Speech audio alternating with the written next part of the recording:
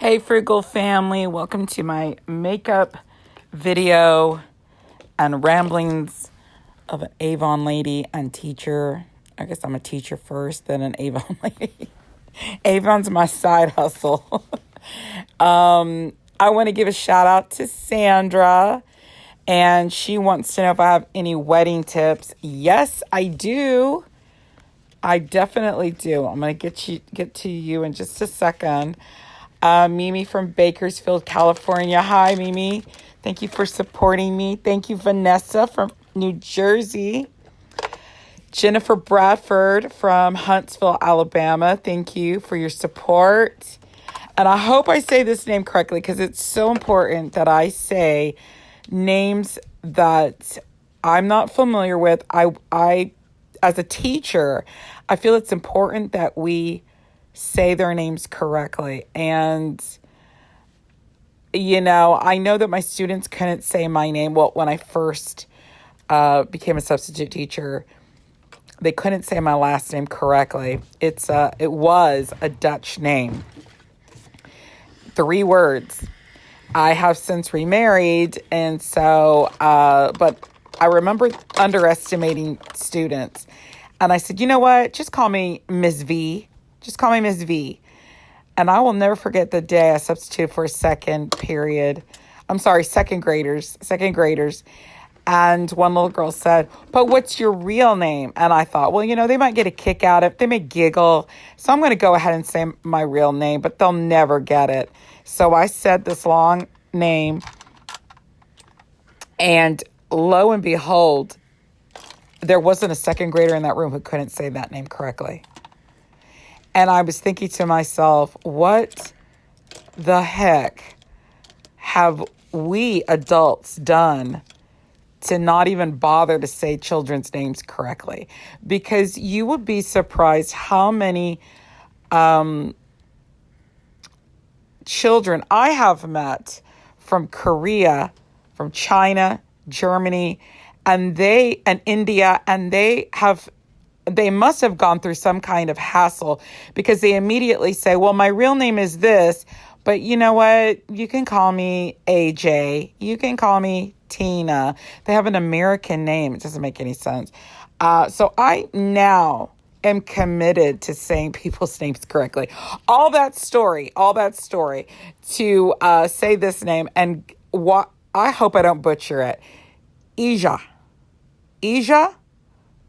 from Saskatchewan, Canada. I did not say that right. Saskatchewan. I mean, everyone should know how to say Saskatchewan, Canada, but that's not my problem. It's Ija. I hope I'm saying that correctly. And my heart's in the right place. Michael from New York City. Hello. Thank you for the support. And then we have Liz from California, teaches 1st grade. I teach 11th grade U.S. history. Michelle from Jersey, hello. Carmen from Peoria, Arizona. Michelle, Carmen, thank you for your support. Thank you for following me. Christina wants to know why I have my hair short. Why aren't I into gorgeous hair? Oh my gosh, I believe me, I'm into gorgeous hair, but I purchased them from Amazon. I can't seem to grow my hair without looking like I'm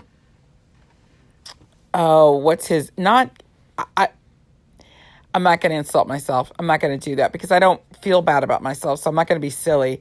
I'm just going to say it doesn't grow out well.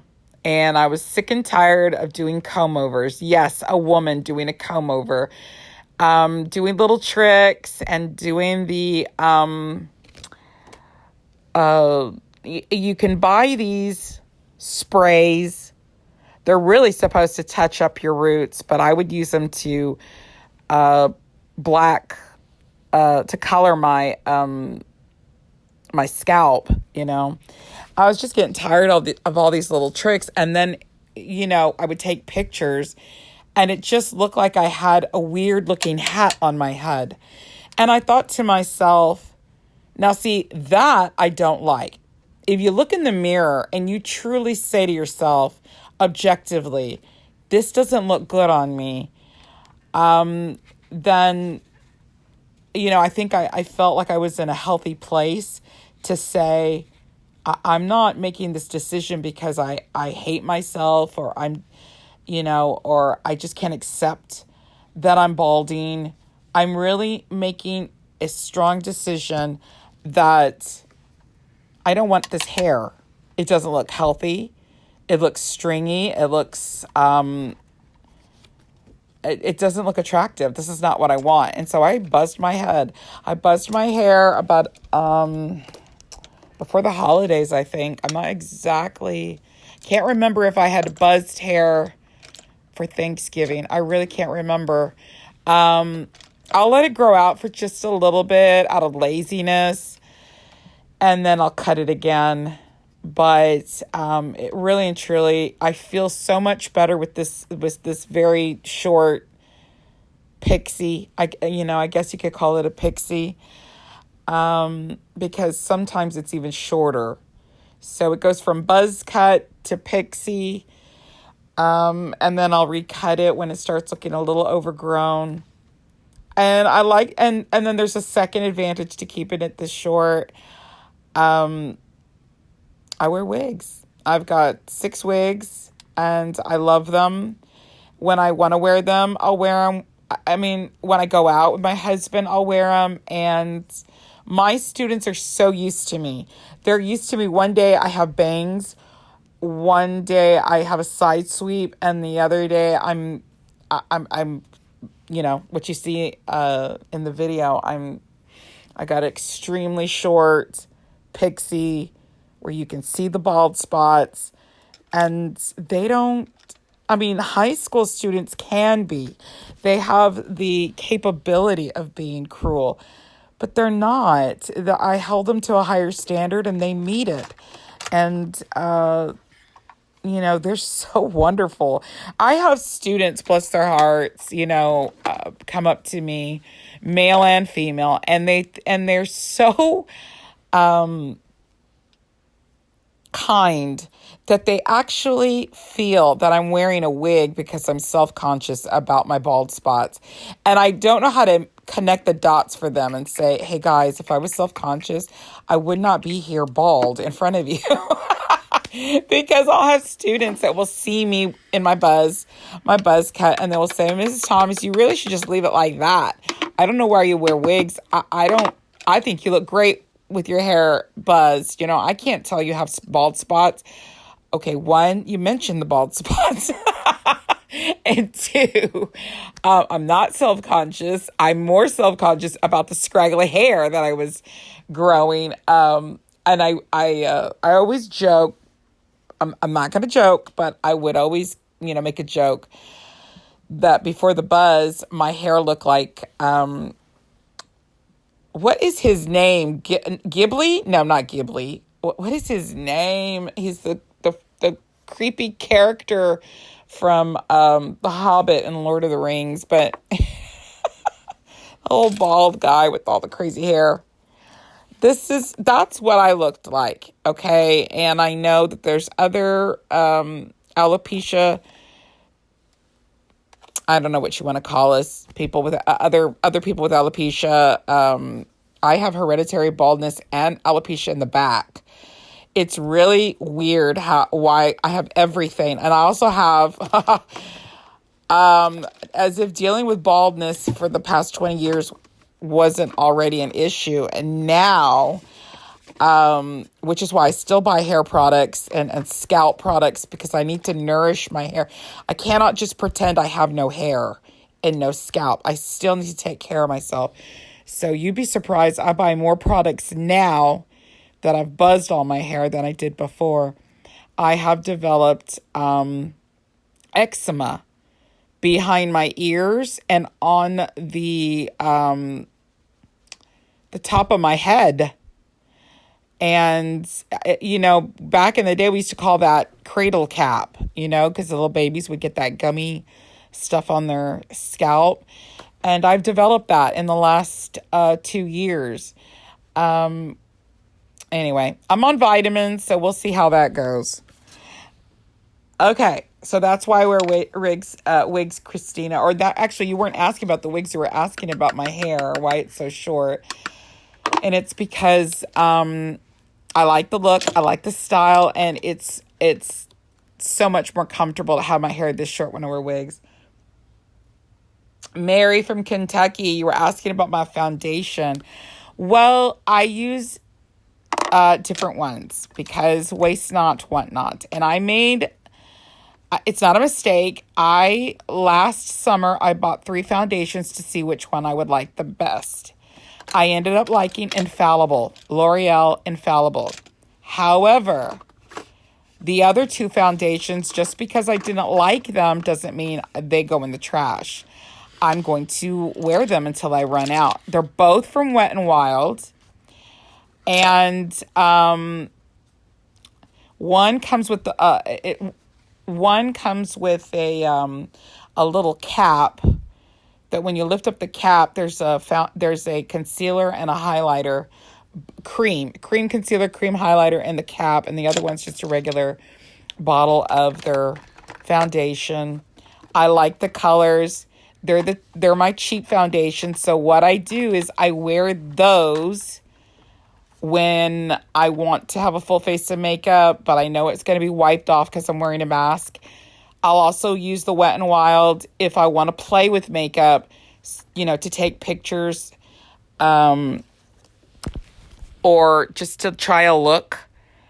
Or if I just feel like wearing makeup in the house, if I'm going to have people come over, if I'm going to go over, I will wear the cheap makeup first. I will wear the good stuff. Normally, I would wear the quote-unquote good stuff if I'm going to be out for long periods of time and I need the makeup to look good. So that would be work, okay, pre-pandemic, because now everything gets wiped off with a mask.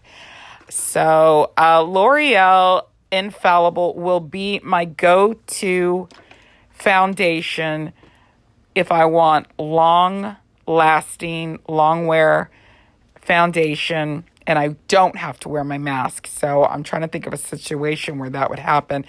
Yeah, I guess a get-together, a party, work. I know off the top of my head, my husband and I are planning a romantic getaway to San Antonio. We're going to go on a food crawl.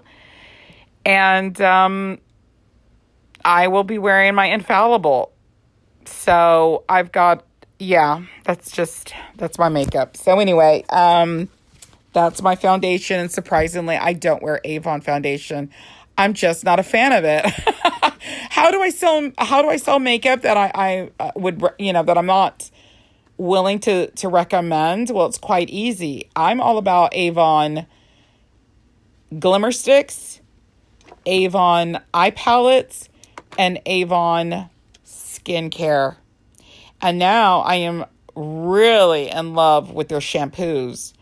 I also have the Skin So Soft body oil, Skin So Soft lotion.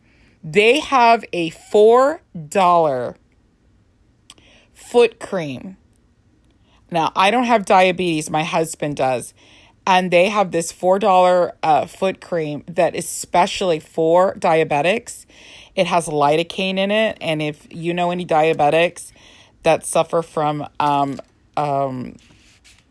neuropathy, I highly recommend this.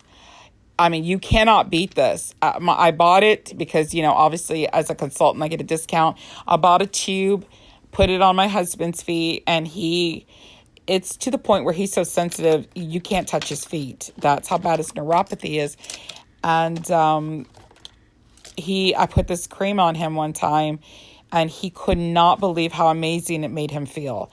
So that I'll recommend. So when it comes to skincare, Avon is just tops. I also recommend their perfumes. I love their perfumes. They have the most amazing scents. But makeup, I mean, take it or leave it. It's, I've had people ask me, what lipsticks do you recommend? And I actually like 3 particular types of Avon lipstick. But I'm going to be honest with you, their lipstick doesn't last. It doesn't stay on your lips. Do I like the consistency? Hell yeah. I like the consistency. I like the taste. Yes, that's a thing. You cannot wear lipstick that tastes like garbage. And I'm sorry, but I love Revlon. Like, Revlon is a beautiful cake that you see at the bakery, and then you eat it and you realize it's black licorice flavor. Okay.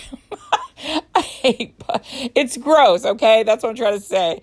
Revlon has all these classic colors, and I want them all. And so I have made the mistake of going to my grocery store, grabbing a bunch of Revlon colors, coming home, and I feel like I'm sucking on those plastic Coca-Cola bottles. Do you remember those as a kid? Those Coca-Cola candies? The wax candies? You chew off the wax and you suck out the soda or whatever juices in them. Okay. You have to be over 30 to know what the heck I'm talking about. They're gross. Revlon lipstick is gross. And I am all about texture and taste. And Avon has the most beautiful lipstick. It moisturizes. It tastes good. There's no weird scent. But you got to reapply it. Like a lot. I'm not kidding you. There's a lot of reapplying, but you can't beat it for $4.99. Okay. So I have a couple of Avon lipsticks. Crystal from California. Hi. Shout out to Crystal. And Goldie Walker, Eastern Kentucky. Eastern Kentucky. Is that a thing? Well, Goldie Walker, I'm so sorry I can't read my own handwriting. I apologize. Shout out to you. So going back to the wedding question. Okay, so Sandra, we are actually working, and I say we, me and my daughter, on coming up with a series of videos, YouTube and TikTok, to show women how to throw a wedding on a budget. And I can't wait for this to come out. Thank you for joining me, everyone.